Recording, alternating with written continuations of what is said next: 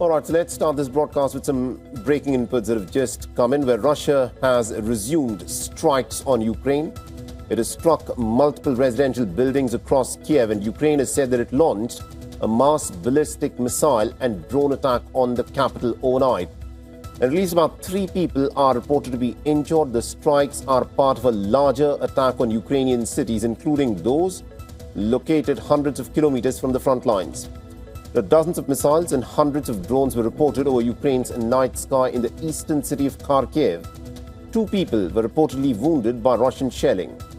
The people were seen taking shelter at metro stations, and the Ukrainian authorities say that Russia chose a freezing February night to launch another massive strike on Kiev. Now, overnight temperatures had plunged to minus 17 degrees Celsius in Kiev and sank to as low as minus 23 degrees Celsius in Kharkiv. The latest assault could, of course, signal the end of the brief energy ceasefire under which Moscow had agreed to temporarily halt its strikes on Ukraine's critical energy infrastructure.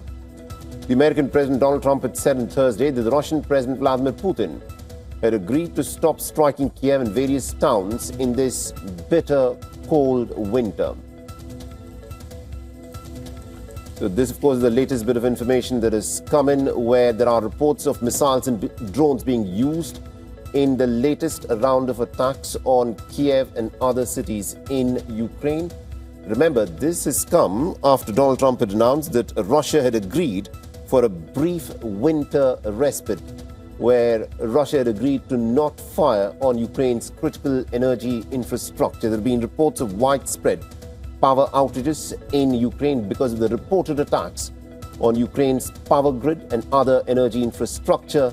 An estimated half the population of cities such as Kiev had been living in darkness without access to heating at a time when temperatures have plunged to about minus 17 to minus 23 degrees Celsius. In some of these areas, there is snow all around, and there is very little that the Ukrainian people can in fact use as a means for heating in this bitter, cold weather.